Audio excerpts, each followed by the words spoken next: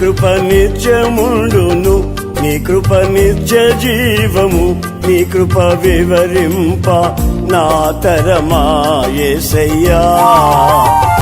నీ కృప నిత్యముండును, నీ కృప నిత్య జీవము, నీ కృప వివరింప నా తరమా యేసయ్యా.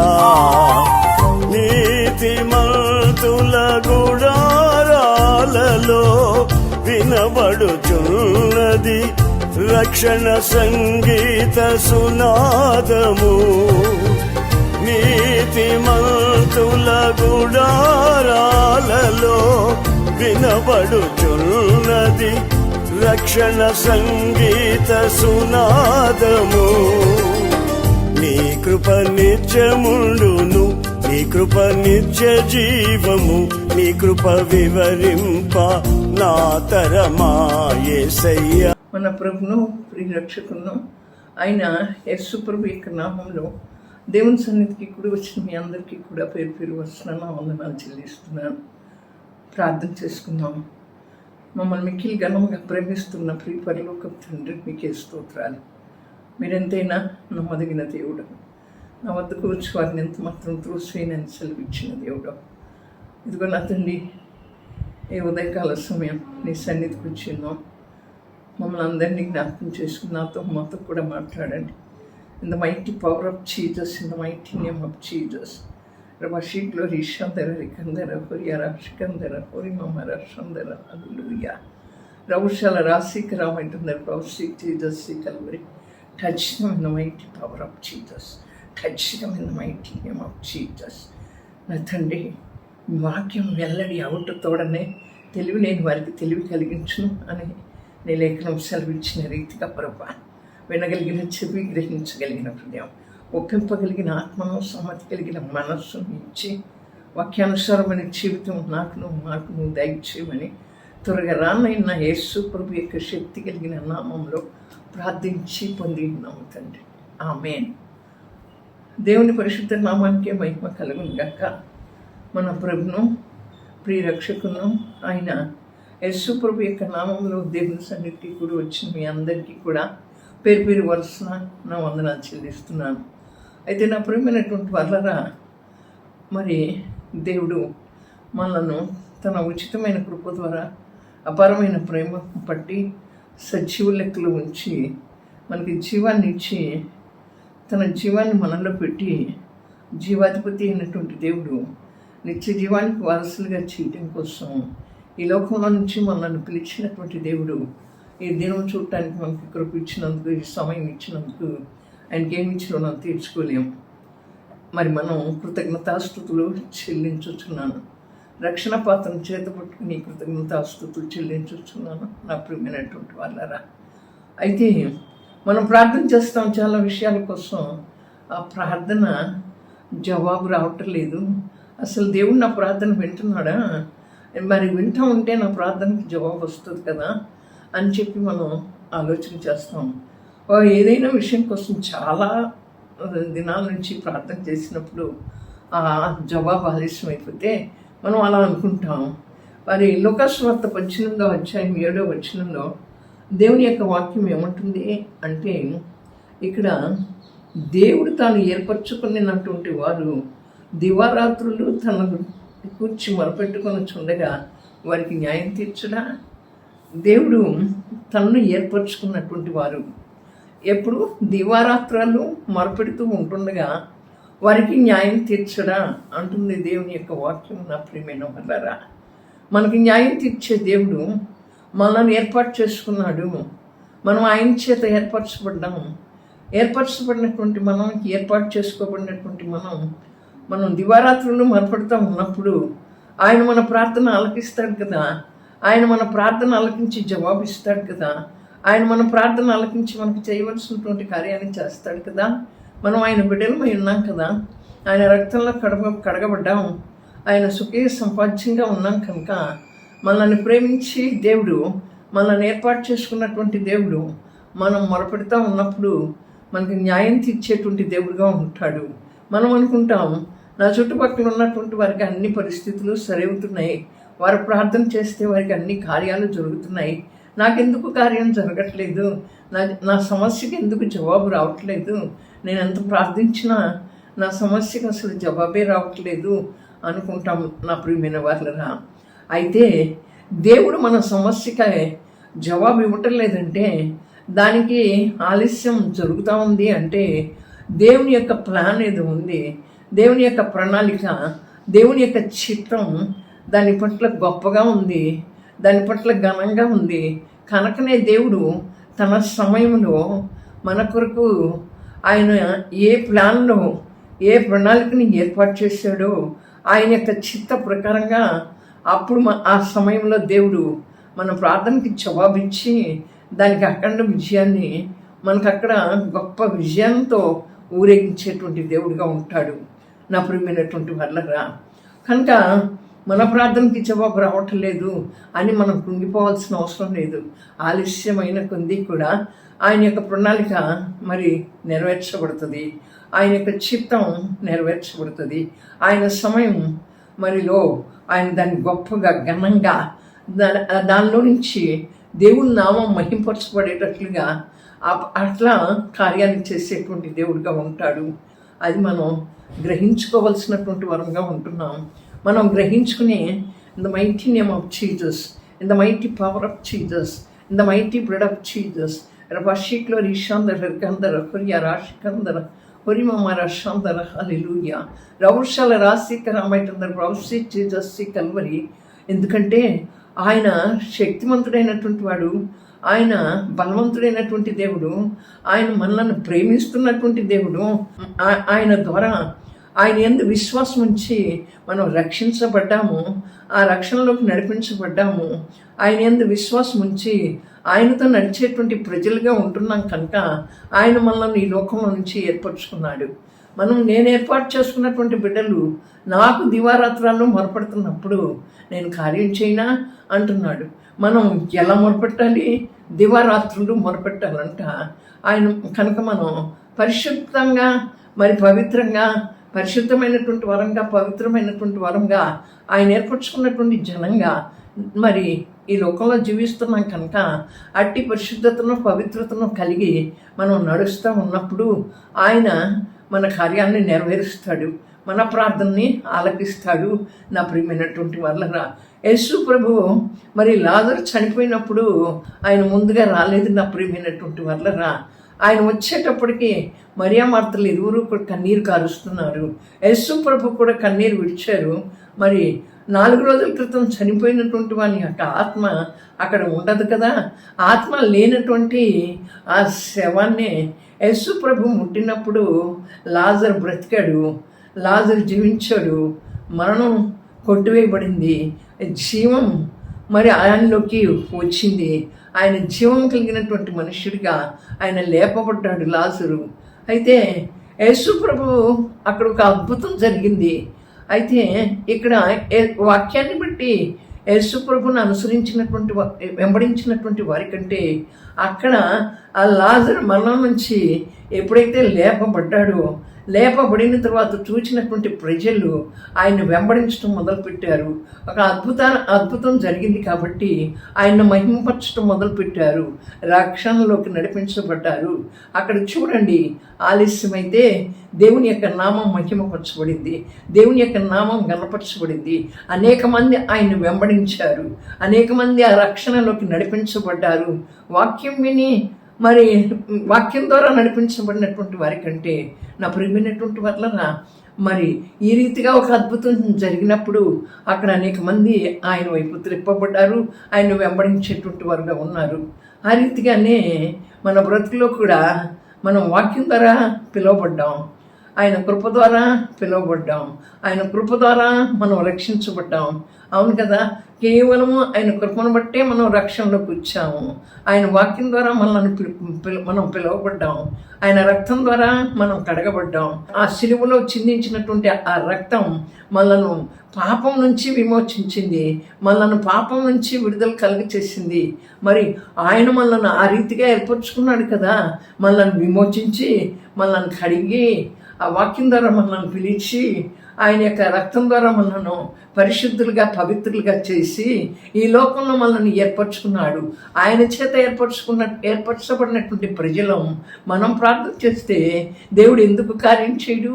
మన ప్రార్థనకి ఆలస్యమైంది జవాబు అంటే ఏ సమస్యకు నీ జవాబు ఆలస్యంగా ఉందో, నువ్వెందుకు వేదన పడుతున్నావో, ఇది ఎందుకు ఆలస్యం అయిపోయింది, నా చుట్టూ ఉన్నటువంటి వారికి అన్నీ జరిగిపోతున్నాయి, వారు ప్రార్థన చేస్తే వారికి అన్ని కార్యాలు జరుగుతున్నాయి. నిజమే, మనం మానవులం కనుక మరి నేను ఎంత ప్రార్థన చేసినా ఇది జరగట్లేదు, నా చుట్టూ ఉన్నటువంటి ప్రజలకు అన్ని కార్యాలు జరిగిపోతున్నాయే అనే ఆలోచన చేస్తాం. కాదు నా ప్రియమైనటువంటి వాళ్ళరా, ఆలస్యం వెనుక అఖండ విజయం ఉంది. ఆలస్యం వెనుక అద్భుతమైన ఆశీర్వాదం ఉంది. ఆలస్యం వెనుక ఒక ఘనమైనటువంటి కార్యం ఉంది. అది దేవుడు ఉద్దేశించిన కార్యం, మనం ఉద్దేశించినటువంటి కార్యం కాదు నా ప్రియమైన వాళ్ళరా. దేవుడు ఉద్దేశించినటువంటి కార్యం, అది ఒక ఘనమైన కార్యం ఉంది. అక్కడ దేవుని నామం కనపరచబడుతుంది. అక్కడ దేవుడు ఒక అద్భుతాన్ని చేస్తే అనేక మంది ప్రజలు ఆ దేవుని గురించి ఎలా తెలుసుకుని యేసుప్రభుని ఎలా వెంబడించారు, ఆ రీతిగానే ఆలస్యం వెనుక అఖండ విజయాన్ని ఇచ్చి విజయోత్సవంతో ఊరేగించేటువంటి దేవుడిగా ఉంటాడు మన బ్రతుకుల్లో. అయితే నా ప్రియమైనటువంటి వల్లరా, మనం ప్రార్థన చేస్తాం, ఎలాంటి మనస్సుతో ఎలాంటి హృదయంతో ప్రార్థన చేస్తున్నామో మనం ఒక్కసారి కనుక మరి అక్కడ లూకాసు వార్త 18వ అధ్యాయంలో మరి అన్యాయస్తుడైనటువంటి ప్రేడర్ దగ్గరికి మరి పేద విధవరాలు వెళ్ళింది. నాకు నా ప్రతివాదికి న్యాయం తీర్చమంది. అయితే ఆ అన్యాయస్తుడైనటువంటి ప్లేడరు దేవుడికి భయపడ్డు, అలాగే ప్రజలకు భయపడ్డు. నేను ఎవరికి భయపడినే, ఈమె నా దగ్గరికి గోజాడుతుంది వచ్చి ఈమెకి నేను న్యాయం తీర్చాలనుకుంటాడు. మాటికి వెళ్ళింది. In the mighty name of Jesus, in the mighty power of Jesus, in the mighty blood of Jesus.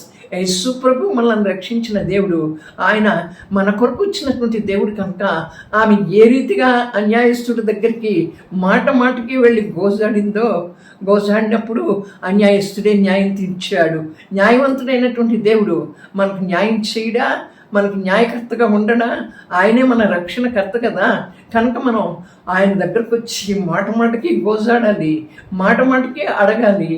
ఏదైతే నువ్వు నీ కార్యం ఆలస్యమైందో, ఏ పరిస్థితిలో నువ్వు ఉంటున్నావో అదంతా కూడా దేవునికి తెలుసు కదా. దేవుడు చూస్తూ ఉన్నాడు కదా నా ప్రియమైనటువంటి వాళ్ళరా.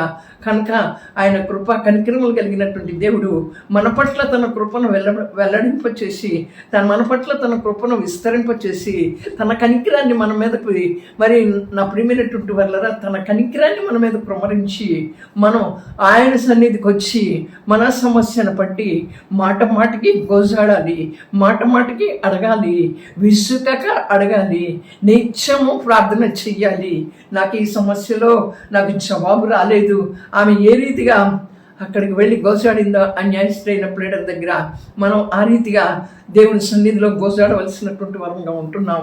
అయితే ఆ ప్రార్థన మన హృదయాన్ని పరిశుద్ధంగా, మన హృదయాన్ని పవిత్రంగా ఉంచుకొని ప్రార్థన చెయ్యాలి.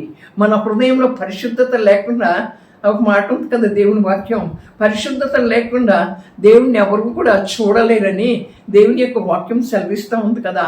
ఆ రీతిగా మన హృదయాన్ని మనం పరిశుద్ధపరచుకుని పవిత్రపరచుకోవాలి నా ప్రియమైనటువంటి వాళ్ళరా. అప్పుడు మరే ఇక యెషయా గ్రంథంలో ఏమనుంది? రక్షింపకుండునట్లు నా హస్తం కూర్చకాలేదు, విననేరకుండునట్లు నా చెవులు మందం కాలేదు, మీ పాపాలు నాకును మీకును అడ్డుగా ఉన్నాయి అంటుంది దేవుని యొక్క వాక్యం. అయితే మన ప్రార్థన వినకుండా ఉండునట్లుగా ఆయన చెవులు కురుచకాల. మన ప్రార్థన ఎల్లప్పుడూ ఆలకిస్తాడు. కాకపోతే ఆలకించి దానికి జవాబు రావాలంటే ఆయనకి మనకి మధ్య ఉన్నటువంటి ఆ పాపం అనేటువంటి అడ్డుగోడను తొలగించుకోవాలి. ఆ పాపం అనేటువంటి అడ్డుగోడను తొలగించుకుని మనం ప్రార్థన చెయ్యాలి. మన హృదయాన్ని పరిశుద్ధతతో పవిత్రతతో నింపుకుని మన ఆలోచన అన్నిటినీ కూడా దేవుని మీద పెట్టి దేవునితో సంభాషిస్తూ దేవుని సన్నిధిని ఆశ్రయిస్తూ మనం ప్రార్థన చేసినప్పుడు దానికి జవాబు రాలేదా? మరి అట్లా ప్రార్థన చేసినా మనకి జవాబు రాలేదు అనుకుంటే నా ప్రియమైనటువంటి వాళ్ళరా, దాని వెనక దేవుని యొక్క గొప్ప ప్లాన్ ఉంది. దానికి కూడా ఆలస్యమైంది అన్నప్పుడు దాని వెనుక దేవుని యొక్క గొప్ప ప్లాన్ ఉంది అక్కడ, ఆ గొప్ప ఉద్దేశం ఉంది అక్కడ. ఒక ఘనకార్యం, ఒక అద్భుత కార్యం జరిగిస్తాడు దేవుడు. అందుకోసమే అట్లా మనం ప్రార్థన చేస్తున్నప్పటికీ కూడా మనకి జవాబు రావటం లేదేమో. మనం జవాబు రాకపోతే మనం నిరుత్సాహపడకూడదు. మనం విసుగక నిత్యము ప్రార్థన చెయ్యాలి, రేయింబగలు ప్రార్థన చెయ్యాలి అంటుంది కదా దేవుని యొక్క వాక్యం. నా ప్రియమైనటువంటి వాళ్ళరా, మన హృదయాల్లో పాపం ఉంచుకొని మనం ప్రార్థన చేస్తే దేవుడు మన మీద లక్ష్యం ఉంచడు అని దేవుని లేఖనం సెలవిస్తుంది. దావీదు మహారాజు అంటాడు, నా హృదయంలో పాపాన్ని ఉంచుకుని నేను ప్రార్థన చేస్తే ఆ ప్రార్థన నీవు ఆలకించవు కదా. కనుక నా హృదయంలో పాపాన్ని లక్ష్యం చేయకుండా నా హృదయాన్ని పరిశుద్ధతతో పవిత్రతతో నింపుకుని నేను ప్రార్థన చేస్తే నాకు న్యాయం తీరుస్తావు, నాకు న్యాయం చేస్తావు, నా ప్రార్థన ఆలకిస్తావు, నాకు ఒక గొప్ప కార్యాన్ని చేస్తావు అని చెప్పి మనం ప్రార్థించవలసినటువంటి వరంగా ఉంటున్నాం. నీ సమస్య నా సమస్య ఏదైనప్పటికీ ఈ లోకంలో సమస్య లేనటువంటి వారు ఎవరూ లేరు. ఈ లోకంలో శ్రమలు, శోధనలు, కష్టాలు మనం ఎన్ని ఉన్నప్పటికీ కూడా మనల్ని రక్షించిన దేవుడు, మనల్ని కాపాడుతున్నటువంటి దేవుడు, ఆ శ్రమలు, ఆ శోధనలు అవన్నీ కూడా అనుభవిస్తూ కూడా ఆయన వైపు చూస్తూ మనం ప్రయాణం చేసినప్పుడు మన పట్ల ఆయన యొక్క గొప్ప ఉద్దేశం, మన పట్ల ఆయన ఊహించినటువంటి కార్యం, ఊహకందని కార్యం, కంటికి కనపడవు, చెవికి వినపడవు, హృదయానికి గోచరం కావంటుంది కదా దేవుని వాక్యం. కనుక మనకి ఊహకందన కార్యాలు చేసే గొప్ప దేవుడిగా ఉన్నాడు, మేలులతో తృప్తిపరిచేటువంటి గొప్ప దేవుడిగా ఉన్నాడు నా ప్రియమైనటువంటి వాళ్ళరా. కనుక ఆ శ్రమలో కూడా మనం ఆయన వైపు చూస్తూ ఆ యొక్క ప్రార్థన జవాబు రానటువంటి పరిస్థితుల్లో కూడా మనం ఆయన వైపు చూస్తూ ప్రార్థన చెయ్యాలి. ఎలా చెయ్యాలి? దివారాత్రాలు చెయ్యాలి, పగలనక రేయనక మానకుండా ప్రార్థన చెయ్యాలి.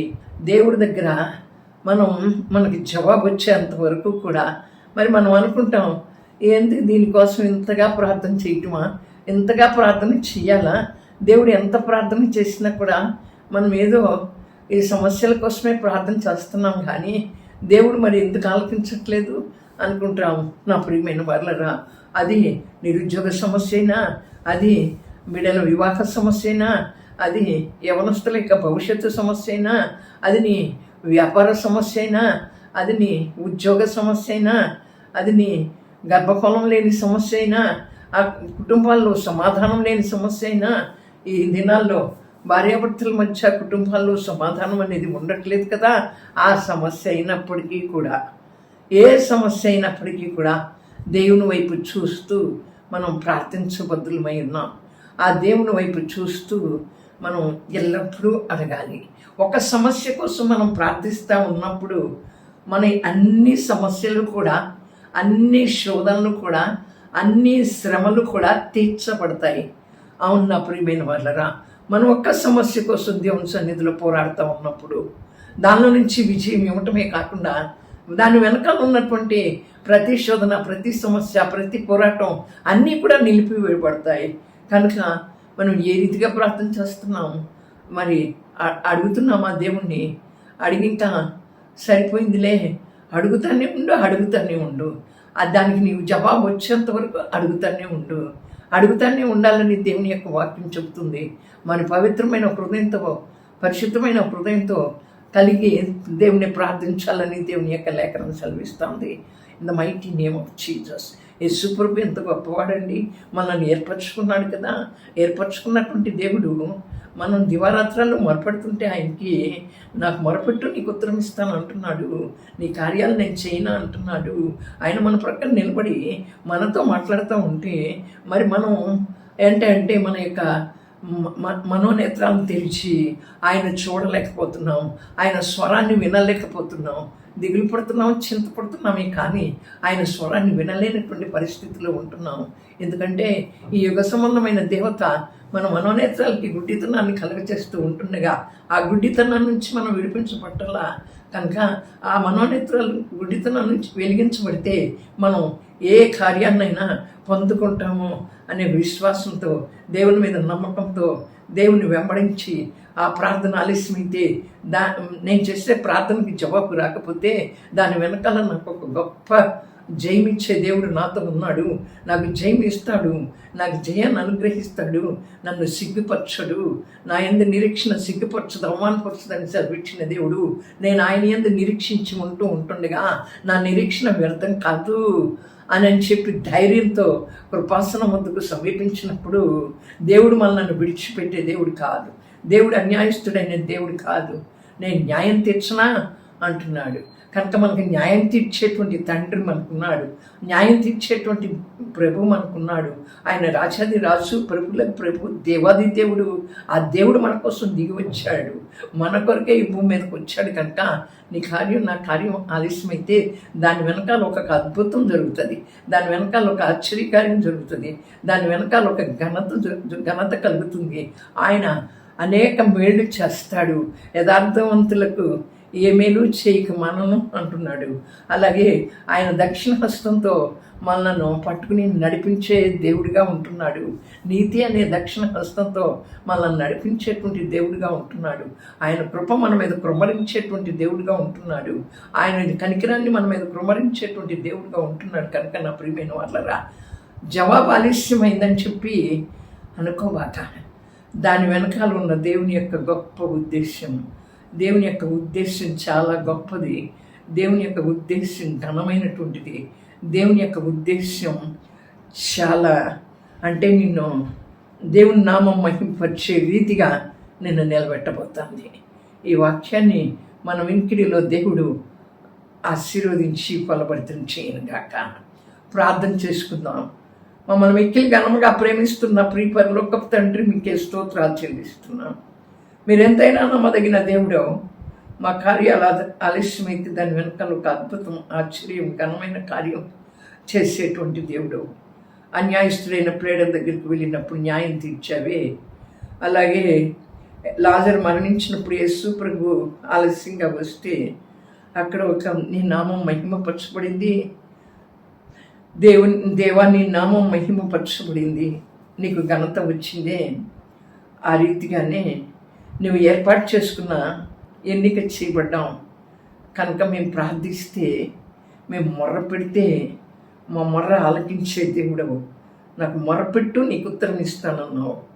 నీ కనికరాన్ని చూపిస్తున్న దేవుడవు, మా చేయి పట్టుకుని నడిపిస్తున్న దేవుడవు. అవును ప్రభా, నాయనా మీకే స్తోత్రాలు చెల్లిస్తున్నాను. మీకు ఎక్కడ బాగలేకపోతే అక్కడ చేయి పెట్టుకోండి. ప్రార్థన చేస్తే దేవుని యొక్క శక్తి మిమ్మల్ని తాకినప్పుడు మీకు విడుదల కలుగుతుంది. విశ్వాసంతో దేవుని వైపు చూడండి, విశ్వాసంతో దేవుని వైపు చూడండి. Touch them in the mighty power of Jesus, touch them in the mighty name of Jesus. I rebuke every darkness in the mighty blood of Jesus. I bind every sickness, I bind every weakness in the mighty power of Jesus, power of Jesus, power of Jesus. రవశీలు అరిషందర అరికందర పొరియర శికందర మీ కరలోకి అగ్నితో కాల్చివేయండి. ప్రతి ఒక్కరిని మీ అగ్ని అభిషేకంతో నింపండి. చేతపరిచిన శక్తుల యొక్క ప్రభావం నుంచి విడిపించండి. సమస్త అంధకార చీకటి క్రియలన్నింటినీ లయపరచండి. యవనస్తులైన బిడలను పట్టుకోండి ప్రభా. వారి మీదకి మీ వెలుగును ప్రకాశింపచేయండి ప్రభా. వారి ప్రవర్తన అంతట్లో నిన్ను ముందుగా పెట్టుకుని ప్రవర్తించే బిడ్డలుగా చేయండి. ఆ ఫోన్ అడిక్షన్ నుంచి విడిపించండి ప్రభా. నీకే స్తోత్రాలు. యవనస్తులైనటువంటి నాయన సేవకులను జ్ఞాపకం చేసుకోండి. వారి రాకపోకల్లో మీరు తోడేండి నడిపించండి ప్రభా. అనేక ప్రాంతాలకు వెళుతూ ఉంటుండగా మీరు తోడుగా ఉండండి. అనేక ఆత్మలను ప్రభా నీ కృపాసనం వద్ద నడిపించడానికి ప్రభా, వారి నడుము కట్టుకుని ముందుకు సాగటానికి సహాయం చేయండి. మంచి ఆరోగ్యాలు ఇవ్వండి. మీ కృప చూపించండి తండ్రి. మీ ఉచితమైన కృప, అపారమైన ప్రేమ, అలాగే ప్రపంచాన్ని అంతటిని జ్ఞాపకం చేసుకోండి. అశాంతి, భద్రత లేదు, నెమ్మది లేదు. యేసయ్యా మీరు అక్కడికి సమీపంగా ఉంది. అవును ప్రభా, ఎక్కడ చూసినా ఘోరమైనటువంటివి జరుగుతూ వస్తూ ఉన్నాయి. కనుక ప్రభా వాటన్నిటి నుంచి కూడా మమ్మల్ని తప్పించడానికి నా న్యాయకర్తగా ఉండి మా ప్రార్థన ఆలకించే దేవుడిగా ఉన్నావు కనుక నీకు స్తోత్రాలు చెల్లిస్తున్నాను. మమ్మల్ని రక్షించావు కనుక నీకే వందనాలు చెల్లిస్తున్నాను. ఏమన్నా కాల్పు ప్రేమనంతా నీకు అర్పించేవారుగా చేయి. మా దేశాలను జ్ఞాపకం చేసుకో, రాష్ట్రాలను జ్ఞాపకం చేసుకో. ఈ రాష్ట్రాలని దేశాలని వెళ్తున్నటువంటి నాయకులు నేను సురక్షకుడిగా అంగీకరించగలిగిన కృప దయచేయి. వ్యవసాయదారులను జ్ఞాపకం చేసుకోండి. ఈ అకాల వర్షాలు ప్రభు, ఈ వర్షాలకి పంటలను మీరు జ్ఞాపకం చేసుకోండి. ఉద్యోగ వ్యాపారస్తులను జ్ఞాపకం చేసుకోండి. వారి వ్యాపారాల్లో మీరు తోడేండి నడిపించమని త్వరగా రానైన యేసు ప్రభు యొక్క శక్తి కలిగిన నామంలో ప్రార్థించి పొంది ఉన్నాం తండ్రి. Amen, amen. God bless you. నీ కృప నిత్యముండును, నీ కృప నిత్య జీవము, నీ కృప వివరింప నా తరమా యేసయ్యా. నీ కృప నిత్యముండును, నీ కృప నిత్య జీవము, నీ కృప వివరింప నా తరమా యేసయ్యా. నీతిమంతుల గుడారాలలో వినబడుచున్నది రక్షణ సంగీత సునాదము. నీతిమంతుల గుడారాలలో వినబడుచున్నది రక్షణ సంగీత సునాదము. నీ కృప నిత్యముండును, నీ కృప నిత్య జీవము, నీ కృప వివరింప నా తరమా యేసయ్యా.